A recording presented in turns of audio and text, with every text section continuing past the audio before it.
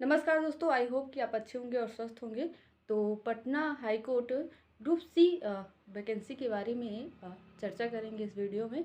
तो जैसे कि उसके सिलेक्शन प्रोसेस और क्वालिफिकेशन क्या क्या रहने वाला है और एज रिलैक्सेशन में आपको कितनी छूट मिलने वाली है और कुल कितनी पोस्ट हैं, इन सब के बारे में डिटेल से चर्चा करेंगे। मतलब कितने टेस्ट होंगे और उसके सिलेक्शन प्रोसेस के बारे में डिटेल से जानेंगे। तो आइए स्टार्ट करते हैं वीडियो को। जैसे कि यहाँ पे Patna high court group C new vacancy 2025, मतलब ग्रुप सी का मतलब होता है मजदूर लेवल की वैकेंसी है। तो यहाँ पे आवेदन कब से स्टार्ट हुआ है ये सबसे पहले जानेंगे। स्टार्टिंग डेट की बात करते हैं तो 17 फरवरी 2025 से आवेदन स्टार्ट होगा।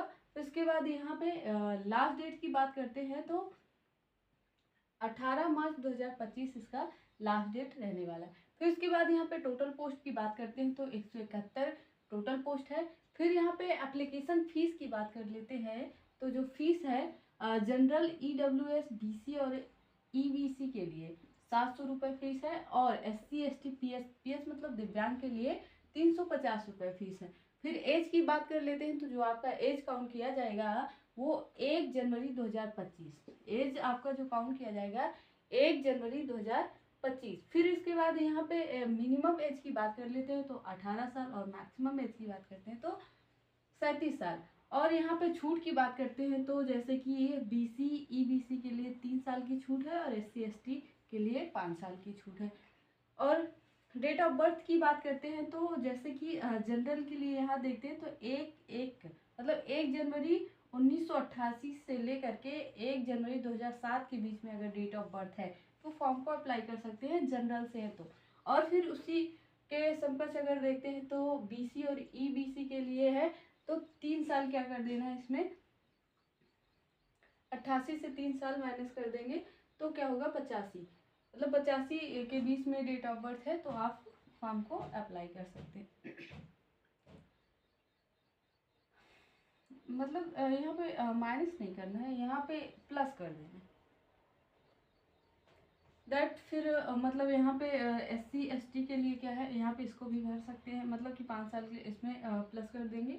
फिर उसके बाद यहाँ पे क्वालिफिकेशन की बात करते हैं। क्वालिफिकेशन जो है 8वीं पास के आपके पास मार्कशीट है तो लगा सकते हैं, अगर नहीं है तो आप 10वीं का मार्कशीट क्या है लगा सकते हैं। फिर उसके बाद यहाँ पे अगर हाईएस्ट लेवल की बात करें तो 12वीं पास की मार्कशीट लगा सकते हैं। अदरवाइज नोटिफिकेशन में तो बताया गया है कि आप इसके आगे अगर पढ़ाई की है तो मतलब आपके पास डिग्री है तो उसको आप नहीं लगा सकते, मतलब वो फॉर्म को नहीं अप्लाई कर सकते।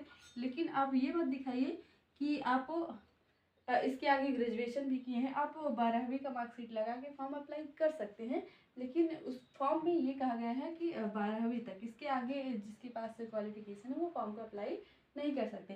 फिर सिलेक्शन प्रोसेस की बात करते हैं तो सिलेक्शन प्रोसेस क्या है, यहाँ पे रिटन टेस्ट होगा। रिटन टेस्ट जो है OMR बेस पे होगा और ऑफलाइन मोड में होगा।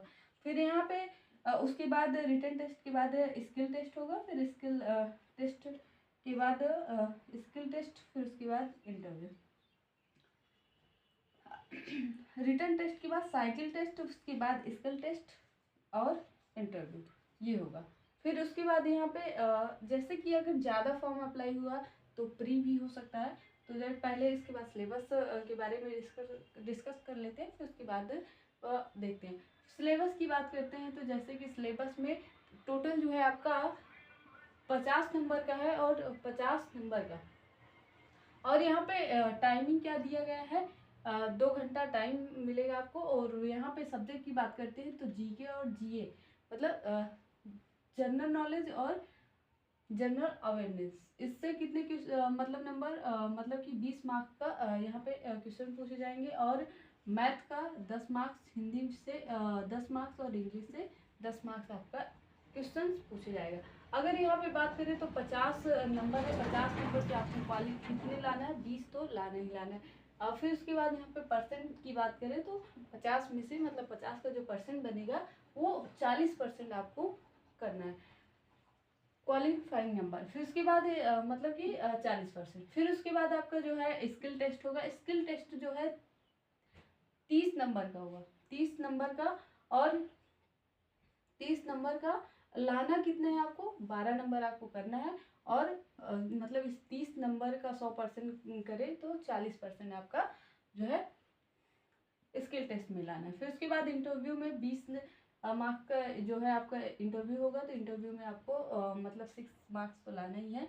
क्वालिफाइंग नंबर की बात कर रहे हैं तो जैसे कि 30%, मतलब कि इस 20% का 30% आपको क्वालिफाइंग में लाना ही लाना है। तो उसके बाद यहाँ पे सैलरी की बात कर लेते हैं। सैलरी जो आपकी इन हैंड मिलने वाली है मतलब वो 25,000, और स्टार्टिंग में जो है 16 से लेकर के 40 के बीच में आपकी सैलरी रहने वाली है, लेकिन इन हैंड जो आपको 25,000 सैलरी मिलने वाली है।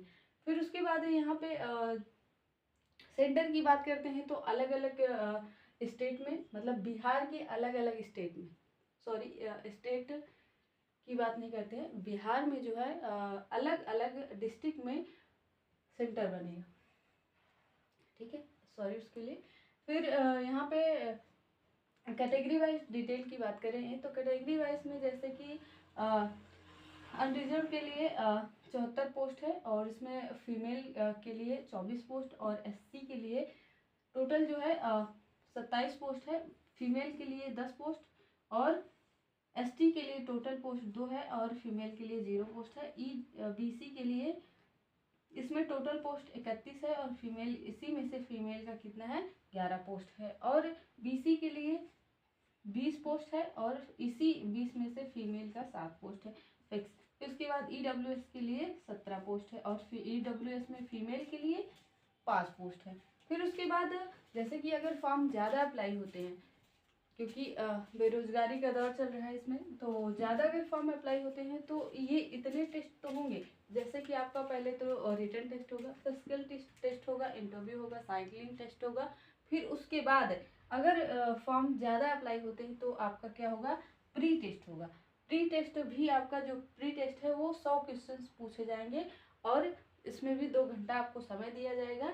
जनरल क्वेश्चन पूछा जाएगा 10, मतलब कि 8वीं मतलब कि नहीं 8वीं स्तर के, मतलब कि नहीं जो उसका सिलेबस है वो 8वीं क्लास का रहने वाला है। और फिर उसके बाद जनरल क्वेश्चंस यहाँ पे लाइव स्किल से 40 मार्क्स क्वेश्चन पूछे जाएंगे। पासिंग मार्क्स जो है आपका 40 नंबर रहेगा।